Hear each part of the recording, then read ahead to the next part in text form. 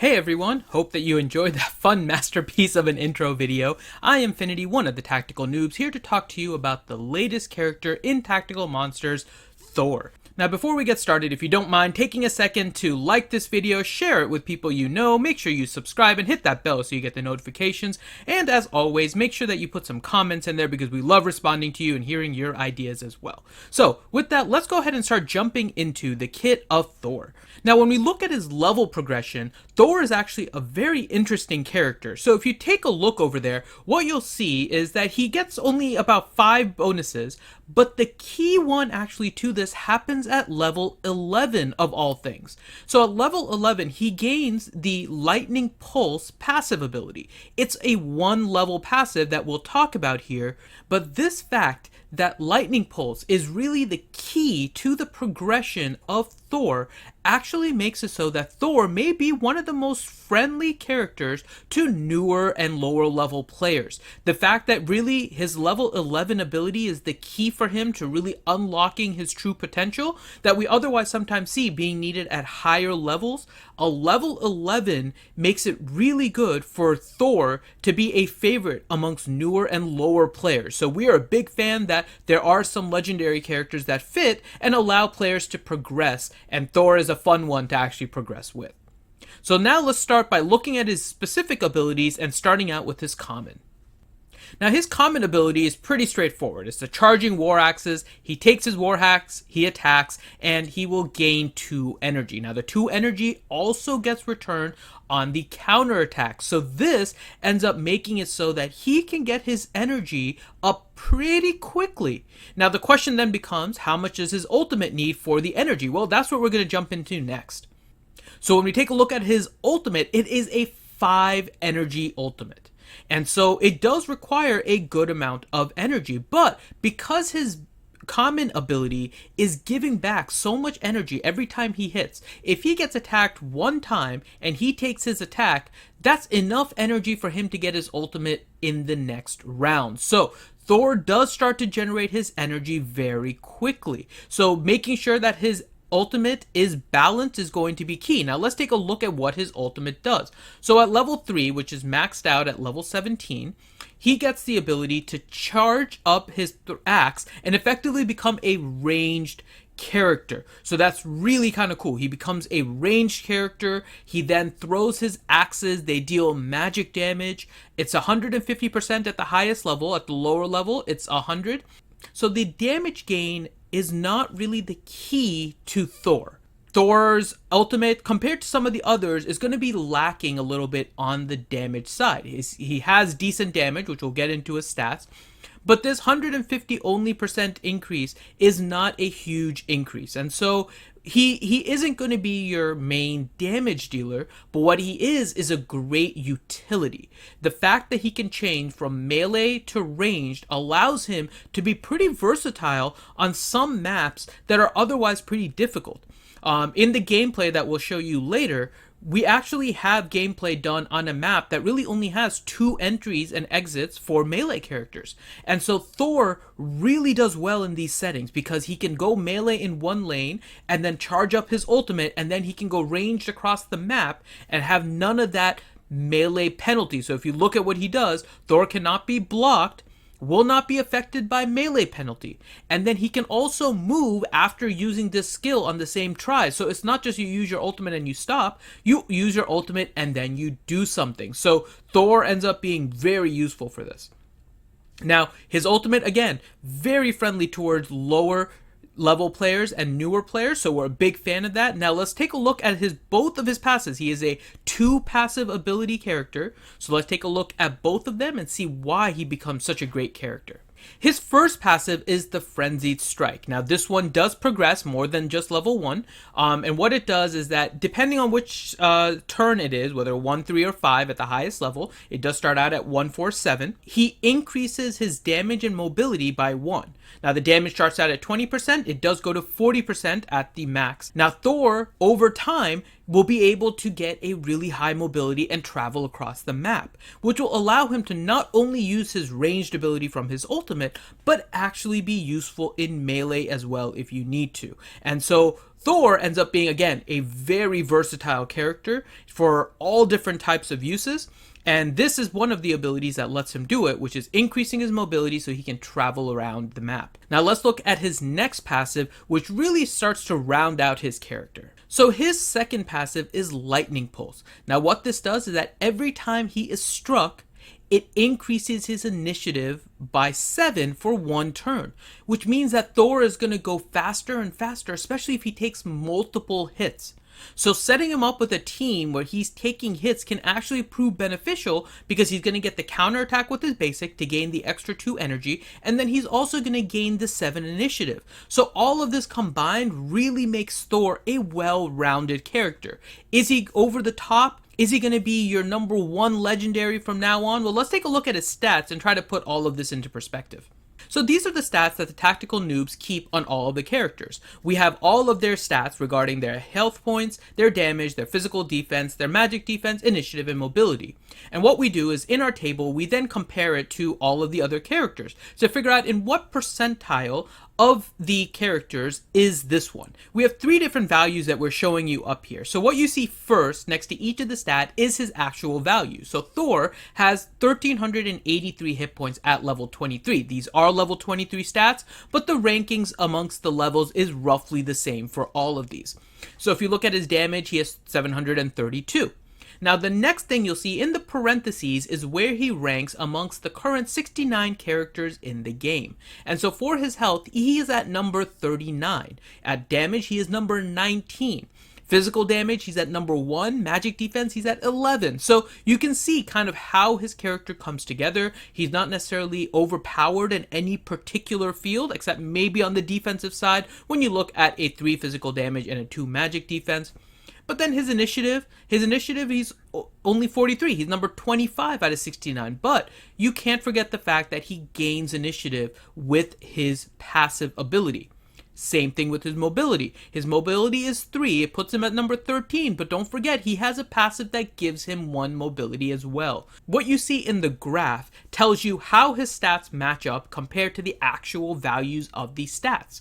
And so compared to what the highest health points are in the game, Thor has about 50% of what the maximum is. Now, the maximum in health points is thrown off a little bit because Frankie, who is number 1, has a very high health pool. And that's just more because of his kit, the fact that he's shielding all the time. So because of that, it's a little skewed. But when you look at it, even with his number of being 39 out of 69, Thor is right about in the middle as it regards to health. Damage-wise, he's in the upper quarter. He's definitely up there. He's number 19 out of 69, and he's also close to 80% of the maximum damage that can be dealt. Again, he doesn't get a huge boost from his abilities. His ultimate gives him 150%, which is just a 50% increase. Lots of characters, especially your hard-hitting ones, have more damage output, so he's not going to be your damage dealer. He's going to be your utility. His utility is that he can survive, and so his physical defense and his magic defense come into very important use. And then, of course, his initiative and his mobility we talked about in terms of how he actually gains more than what it appears because of his passive abilities.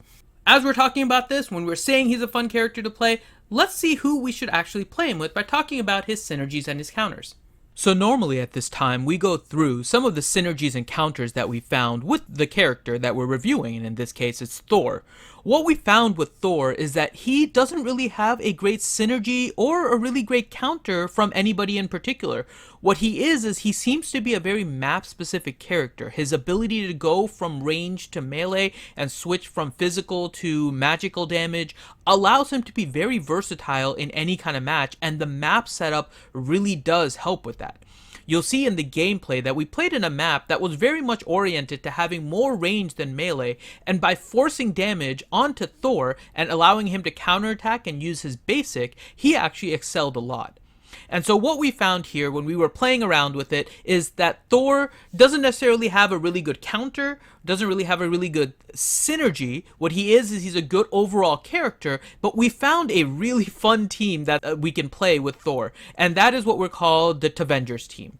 And it is based on characters that seem to us resemble a little bit on the Avenger characters. And obviously at the top, as your legendary character, you do have, of course, Thor. Then when you look at the monstrous characters, we have a few different ones that we're looking at here. Two in particular. One is going to be Kage, who we call the Black Wikage. He is going to be a ninja very much like like Black Widow, but his ninja styles allow him to be another melee character on the field in order to assist Thor. Now, the melee ability, we tried to restrict it to 2 because of the map that we were playing, and it just seemed to work out really well with that. And so Kage ended up being a really good character for us to include in that. The other monstrous character that we liked was Trute. I am Trute. And Trute is because you force characters to remain where they are. And so Thor can actually go to those characters and start initiating that combat to try and generate the energy for his ultimate. So he can then start switching into the ranged mode if he needs to. So those are the two monstrous characters we really liked with it. For the epic characters, we found one that just seemed to excel beyond everything else to help with Thor, and that is Mudman. The ability to switch around the initiatives based on Thor's passive, as well as Mudman's common ability, really made them synergize well to help slow down the other team to start getting your turn orders the way that you want, and that kind of control can really make a difference in a match. And so Mudman teamed up with Thor did really prove to be very awesome when we tested it out.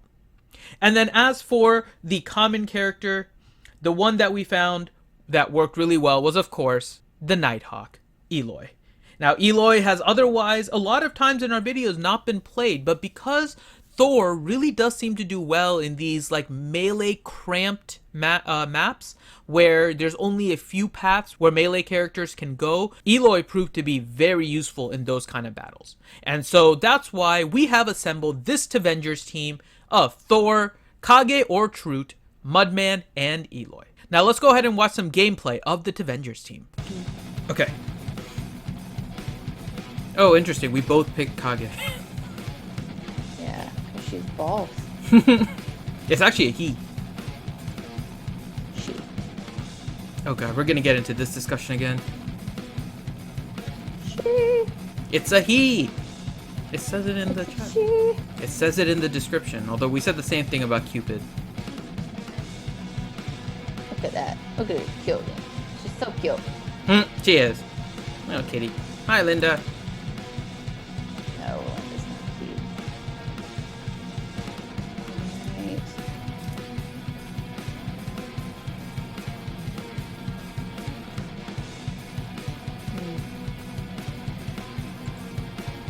Let's see.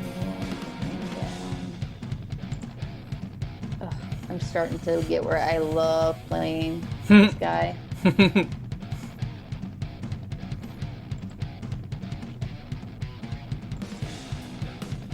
Oh, look at that, Kage. With the dodge.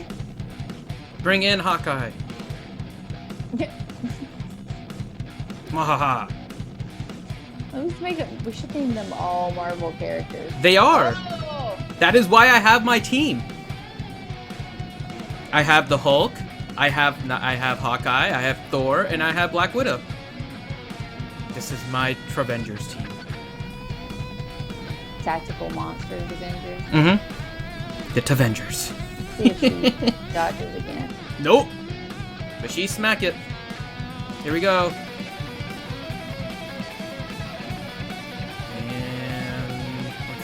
know what? I don't think... No, I don't want to do that. Let's do it over here. Hammer throw!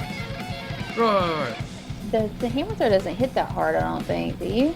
It's not bad. I mean, it's like his same damage. The only thing is he switches from melee to ranged, and he also has magic damage instead of physical. But the damage, the range and the melee damage is exactly the same? Yeah, it's still 100% magic damage. There's nothing extra.